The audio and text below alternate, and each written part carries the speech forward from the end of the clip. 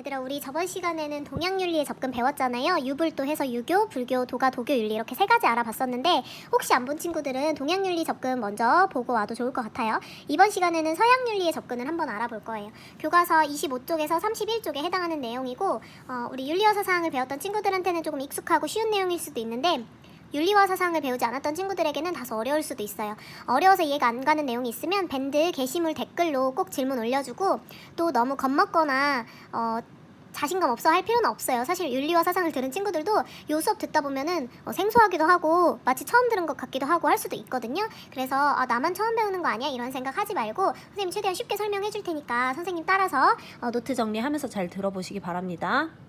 우리 의무론부터 알아볼 건데요. 의무론은 의무를 중요시하는 이론이에요. 의무를 중요시하는 이론. 의무를 중요시했던 이론이 총 두 가지가 있는데 첫 번째는 자연법 윤리고 두 번째는 칸트의 윤리예요. 첫 번째는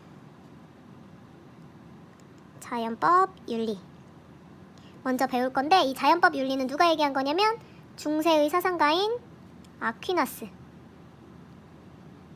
가 제대로 정립을 한 거고, 사실상 자연법 윤리는 그리스 고대부터도 사실 있었어요. 스토아 학파가 이야기한 거이기도 하고, 근데 아퀴나스가 좀 더 구체적으로 정립했기 때문에 아퀴나스에 의한 자연법 윤리로 생각하면 돼요. 자연법이라는 건 뭐냐면 되게 간단한 자연의 법칙이거든요. 누구에게나 적용되는, 어디에서나 적용되는 보편 타당한 법칙이에요. 예를 들면 생명을 보존하라, 종족을 유지하라, 이런 것들 있잖아요. 그래서 이런 것들은 우리의 이성으로 모두 파악할 수 있어요.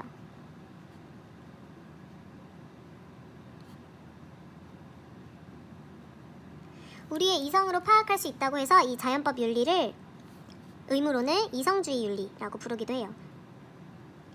이성이라는 건 우리 머리에 있는 거죠. 우리의 머리에 있는 이성은 이 자연법을 인식할 수 있는데 그 이유는 그게 누구에게나 어디에서나 언제든지 보편 타당하게 적용되는 법칙이기 때문에 인식이 가능한 거고, 또 이러한 자연법은 우리의 자연적 성향으로 드러나기도 해요.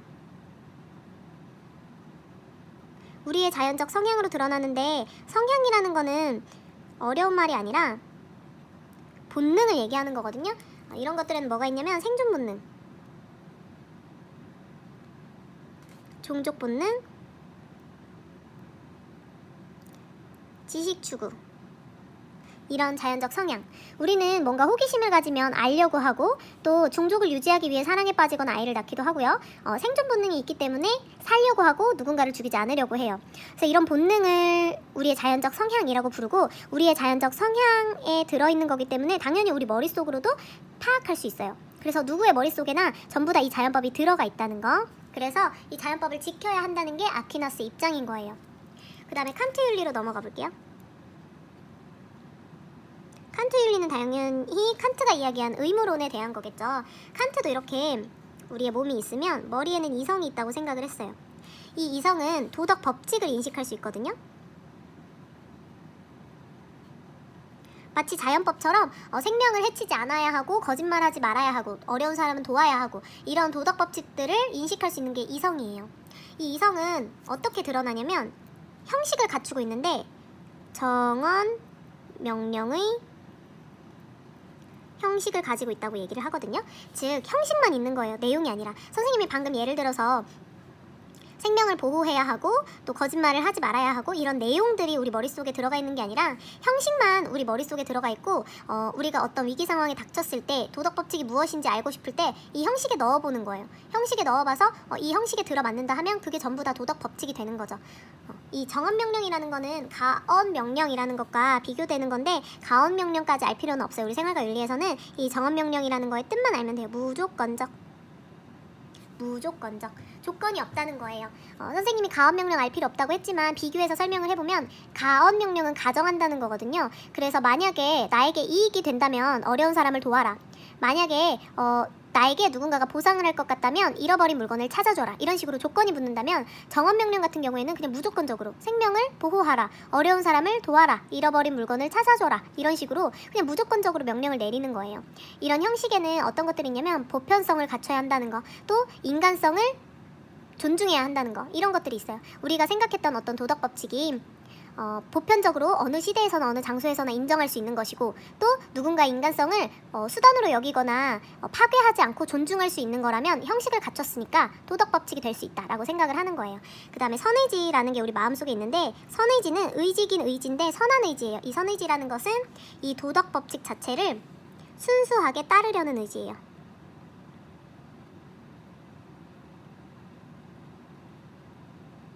도덕 법칙을 순수하게 따르려는 의지가 선의지인 거예요. 그래서 칸트 같은 경우에는 이 선의지가 우리 행위의 동기가 되어야 한다고 생각을 했어요. 사실 우리가 안다고 해서 바로 실천하기는 어렵잖아요. 그걸 실천할 수 있는 의지가 있어야 되는데, 이 도덕 법칙이라는 이유만으로 그냥 순수하게 따르려는 그 의지인 선의지가 우리 도덕적 행위의 동기가 될 수 있다라고 본 거예요.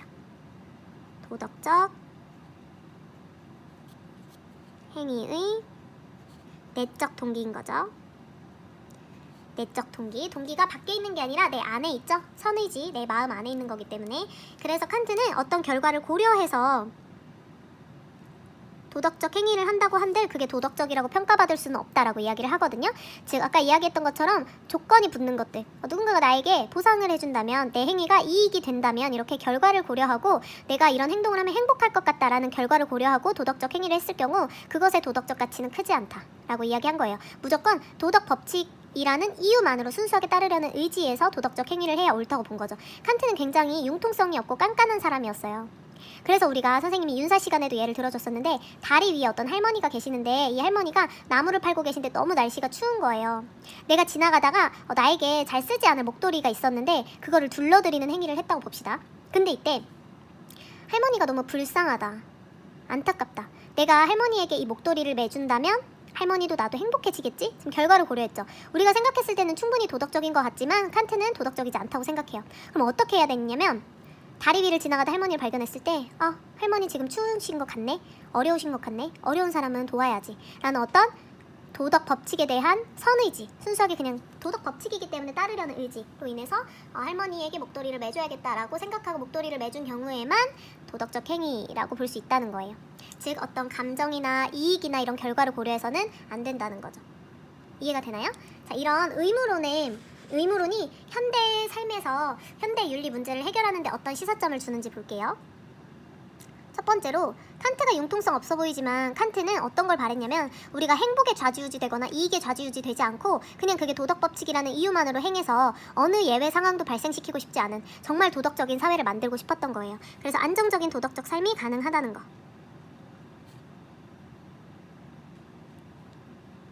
내가 너무 여유가 없고 힘들면 이익이 되지 않는 일에 대해서 도덕 법칙을 따르고 싶지 않잖아요. 그래서 근데 칸트는 그런 것들을 경계하기 때문에, 내적 동기 요걸로만 도덕적 행위를 해야 되기 때문에 안정적인 도덕적 삶이 가능한 거죠. 어떤 예외 상황이나 상황에 따라서 달라지지 않는. 그 다음에 두 번째로는 모두 다 우리 이성으로 파악하죠. 이성으로 파악해서 내가 알아서 판단하고 행동하는 거기 때문에 주체적인 자율성으로 실천할 수 있다는 거.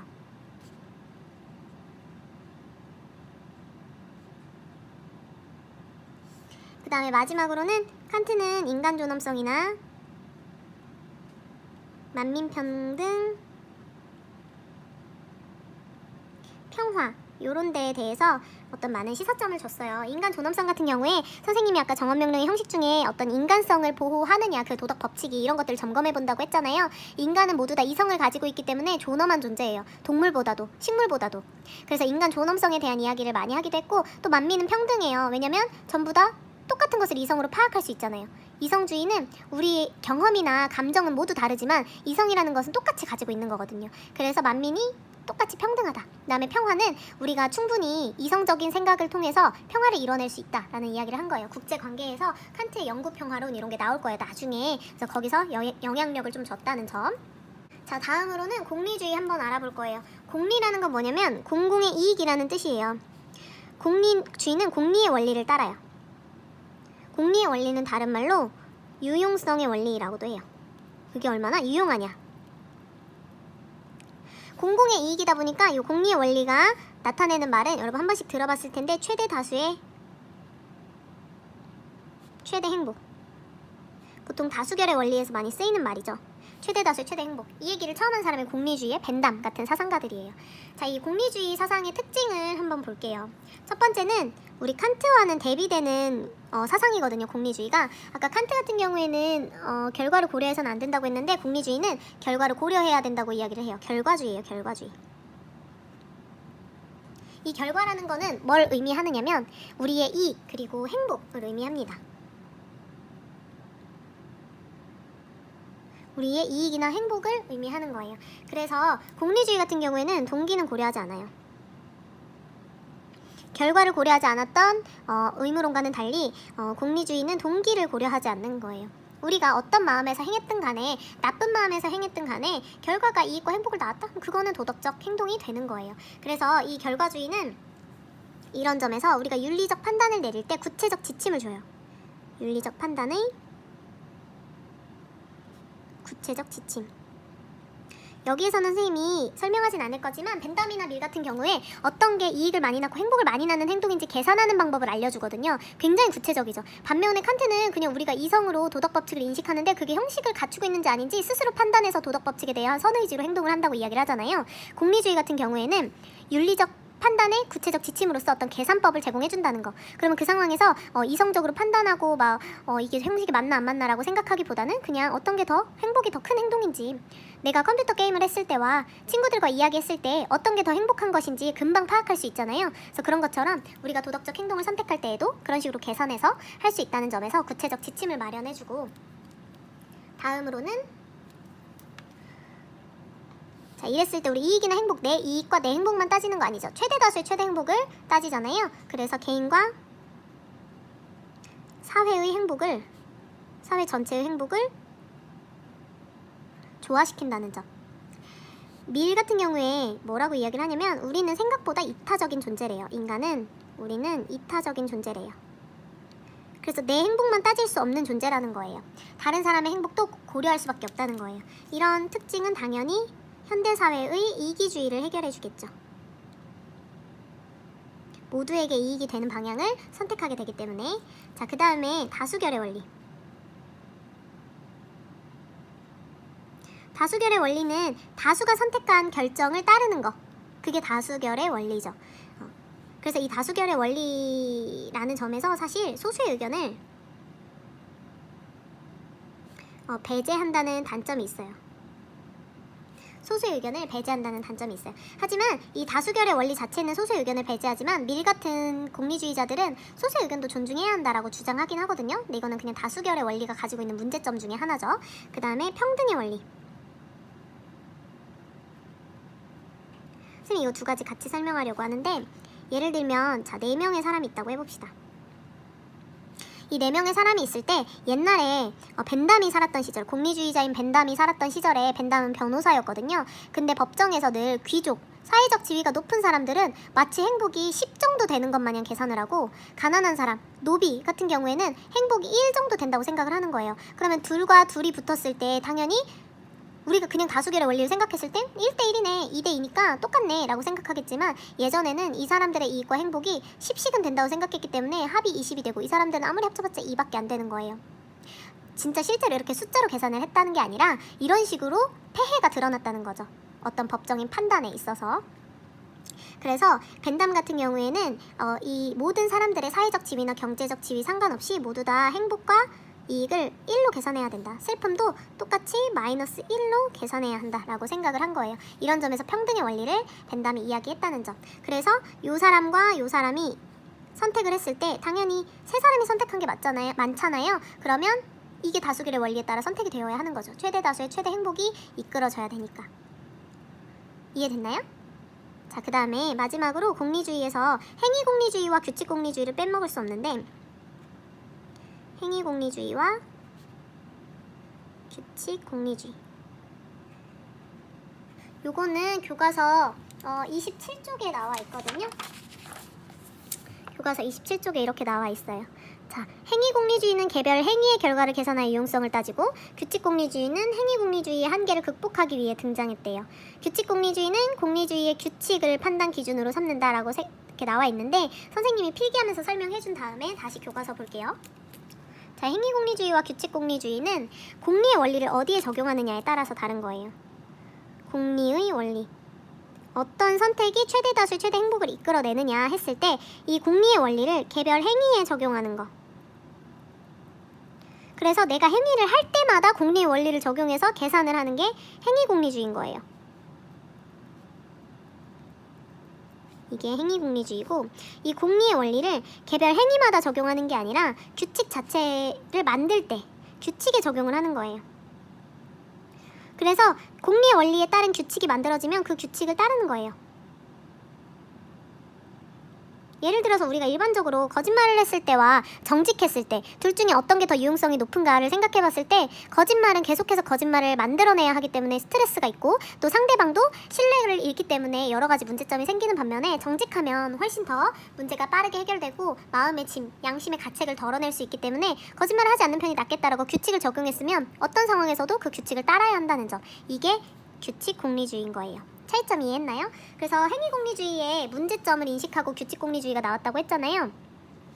그래서 행위공리주의 같은 경우에는 한계가 시험 부정행위, 뇌물수수 같은 것도 그냥 개별 행위에 대해서 계산을 하다 보면 그냥 내가 부정행위 해서 100점을 맞는 게, 뇌물수수 해서 이익을 훨씬 더 많이 얻는 게 좋은 행동 아닌가? 그럼 그게 도덕적인 거 아닌가? 라고 생각하면 그게 옳은 행위로 인정받을 수 있다는 점, 굉장히 심각한 문제가 되겠죠. 그 다음에 결과의 합을 일일이 계산해서 적용하는 것도 현실적으로 너무 어려워. 어떻게 행동할 때마다 계산을 하겠어요. 그래서 규칙공리주의가 나왔어. 그래서 이 규칙공리주의에다가 규칙에다가 공리의 원리를 적용해서 규칙 결과 유용성만 따져서 도덕적 행위를 하는 거예요. 대신에 이런 문제점들이 있어요. 그럼 규칙들이 충돌할 경우에는 어떻게 해야 되냐라는 거에 대한 기준이 아직 세워지지 않았고, 또 규칙도 절대적 권위가 없어서 사실 그 규칙이 어떤 경우에는 심각하게 누군가의 행복과 이익을 훼손해. 그러면 또 바뀔 수가 있다는 거, 예외가 쉽게 정당화될 수 있다는 점도 공리주의이다 보니까 생기는 규칙공리주의의 문제인 거죠. 의무론하고는 좀 다른 거예요. 의무론의 의무는 절대로 어겨질 수 없는 절대적인 법칙이니까요. 다음으로 덕윤리 로 가볼게요. 덕윤리는 앞에서 배웠던 이 의무론과 공리주의를 비판하면서 나온 학문이에요. 의무론과 공리주의를 비판했는데 왜 비판했는지 볼게요. 이 의무론과 공리주의는 공통적으로 어떤 행위가 옳은가에 대해서 논쟁을 벌여요. 어떤 행위가 옳은가. 근데 이 어떤 행위가 옳은가에 대해서 이제 의무론 같은 경우에는 이 선의지에 따르는 행동이냐 아니냐, 결과를 고려했냐 안 했냐에 따라서 도덕적 행동이냐 아니냐가 나뉜다면, 이제 공리주의 같은 경우에도 마찬가지죠. 최대 다수의 최대 행복이라는 공리의 원리를 충족하느냐, 그리고 동기와는 상관없이 이익과 행복이라는 결과를 낳았느냐, 개인과 사회의 행복이 조화되었느냐 라는 것들에 의해서 옳고 그름이 따져지는 거죠.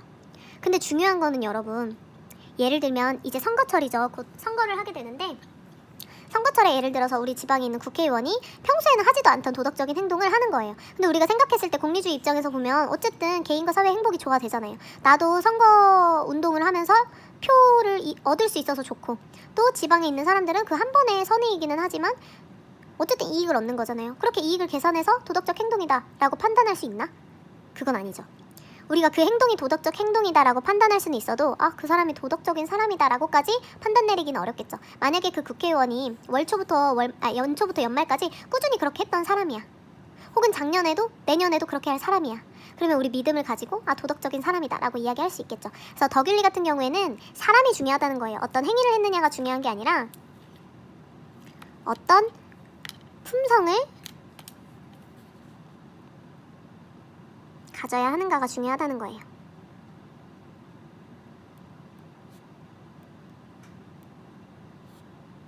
어떤 품성, 여기에 관심을 가지는 게 덕윤리예요. 즉 행위가 아니라 행위자, 행위자에 대한 이야기를 하는 게 덕윤리라는 거. 그래서 처음에 나오는 사상가가 고대 그리스 소크라테스와 플라톤의 제자인 아리스토텔레스예요. 아리스토텔레스는 덕에 대해서 이야기했던 학자죠. 덕. 이 덕은 무엇이라고 이야기를 했냐면 중용이다 라고 이야기를 하거든요. 중용. 중용이라는 거는 모자라지도 지나치지도 않은 상태예요. 중간 상태. 즉 너무 용기가 없지도 비겁하지도 너무 용기가 많지도 무모하지도 않은 그 중간 상태가 바로 용기라는 거예요. 이런 식으로 모든 덕들은, 대부분의 덕들은 중용이 있다는 거예요. 모자람과 지나침의 중간 정도 되는. 근데 이런 게 산술적으로 1과 10의 중간인 5 막 이런 식이 아니라, 이런 식의 산술적인 평균이 아니라 상황에 따른 적절함, 그게 중용이라는 거예요. 근데 중용이 없는 덕도 있겠죠. 중용이 없는 상황, 뭐 예를 들어 살인이라든지 이런 것들은 살인의 중간이 어디 있어? 살인은 나쁜 거지, 그쵸? 그래서 그런 것들도 있다는 거. 도둑질도 마찬가지고. 대신에 용기, 절제, 뭐 존중 이런 것들은 어떤 것들의 중간이라는 점, 적절히 하는 거예요. 적당히 하는 거, 그게 중용이에요. 중용의 덕을 아리스토텔레스는 꾸준히 실천해야 된다고 생각을 한 거예요. 아리스토텔레스의 명언이 뭐냐면, 한 마리의 제비가 날아왔다고 해서 봄이 온 것은 아니듯 한 번의 도덕적 행동이 도덕적 사람을 만드는 것은 아니다 라고 이야기하거든요. 그래서 이걸 꾸준히 실천하다 보면은 이 덕이 내가 억지로 처음에는 했는데 점점 내면화되는 거예요. 마치 내 성격이고 내 품성에서 나온 행동인 듯 내면화되면 그게 비로소 나의 품성이 되는 거죠. 어렵지 않죠? 자, 그 다음에 맥킨타이어라는 현대학자. 맥킨타이어는 아리스토텔레스의 덕윤리를 계승한 사람이에요. 이 사람도 행위가 아니라 행위자 중심의 덕윤리를 이야기했어요. 그래서 이 행위자라는 거는 또 단절된 개인이 아니죠. 우리 덕이라는 거 내가 단절된 개인이고 남들과 관계 맺을 일이 없으면 사실 필요하지 않아요. 근데 우리는 어떤 공동체 안에서 살아가고 있기 때문에 그 덕이 필요한 거고, 또 그 덕이라는 건 어떤 역사와 어떤 전통을 지닌 공동체에 살아가느냐에 따라서 달라질 수 있는 문제예요. 조금 더 용기 있는 게, 그러니까 조금 더 무모에 가까운 게 용기 있다고 생각하는 부족이나 나라가 있는 거, 혹은 용기가 조금 비겁에 가까워서 이것저것 고려해보고 나서야 한다고 생각하는 전통과 역사를 지닌 공동체가 있는 것처럼. 그래서 이 행위자는 단절된 개인이 아니라 어떤 전통과 역사와 구체적인 맥락을 지닌 공동체 안에서 실현된다는 거예요. 즉, 이 덕이라는 건 전통, 역사, 구체적 맥락을 지닌 어떤 사회나 나라에 따라서 달라질 수 있다는 거죠. 그래서 이 맥킨타이어는 공동체주의자이기도 해요. 공동체 안에서 덕을 실현한다고 이야기했다는 점. 덕윤리의 시사점을 한번 알아볼게요. 덕윤리는 일단 도덕적 실천력이 높아요. 왜냐면 어렵지 않거든요. 의무론 공리주의 사실 어렵잖아요. 머리로 언제 다 이거 생각하고 있어요. 공리주의도 의무론보다 조금 더 쉬울 뿐이지 이렇게 제공해주니까. 근데 매번 이렇게 계산해야 한다는 점은 굉장히 어려워요. 하지만 덕윤리에서는 적당히만 하면 되잖아요. 절제든 용기든 적당히 하면 되잖아요. 그래서 그 적당히를 찾는 건 꾸준히 하다 보면 알게 되고 공부하면 알게 돼요. 그래서 그 알게 된 거를 내면화해서 꾸준히 실천만 하면 되니까 도덕적 실천력이 굉장히 높다는 점. 그 다음에 특수한 상황에서도 덕 실천이 가능하다는 거. 특수한 상황에서도 도덕적 실천이 가능하다는 거. 왜냐면 이익을 따질 수 없는 문제가 있을 수도 있고, 또 그 의무만 따를 수는 없잖아요. 혹은 의무가 의무가 상충하는 경우가 있잖아요. 부딪히는 경우. 그런 경우에 공리주의와 의무로는 제대로 된 답을 내놓기 어려울 수 있어요. 하지만 덕윤리에 있는 이런 사람들, 이런 행위자는 지혜롭기 때문에 그 상황에서 충분히 적절한 것을 찾아내서 실천할 수 있다는 점. 그 다음에 마지막으로는 덕윤리는 억지로 하는 게 아니죠. 이미 내 품성이 돼버렸잖아요. 그걸 해도 전혀 불편하지가 않은 거예요. 즉, 도덕적 행위는 그대로 행복으로 이어진다는 점. 도덕적 행위는 그대로 행복으로 이어진다는 점. 이런 게 덕윤리의 현대적인 의의라고 볼 수 있어요. 마지막으로 도덕과학적 접근인데요. 요거는 이번 2015 개정 교육과정에서 처음 등장한 윤리거든요. 도덕과학적 접근은 이제 도덕을 이렇게 어떤 논리나 생각으로만 바라보는 게 아니라 조금 더 과학에 근거한 탐구를 하자는 게 도덕과학적 접근이에요. 과학에 근거한 탐구를 하자는 거. 과학에 근거한다는 거는 관찰과 실험을 통해서 한다는 거죠. 근데 이제 약간은 뇌과학이나 사회과학과 좀 가까워요. 그러니까 심리 쪽이나 뇌과학 이쪽에 더 가까운 거예요. 그러니까 진짜로 막 기술과학 이런 것과는 좀 많이 다르다는 점. 자, 첫 번째로 요거의 특징은 도덕적 행동에 대한 이해 폭이 넓어져요. 도덕적 행동에 대한 이해의 폭이 넓어진다는 거.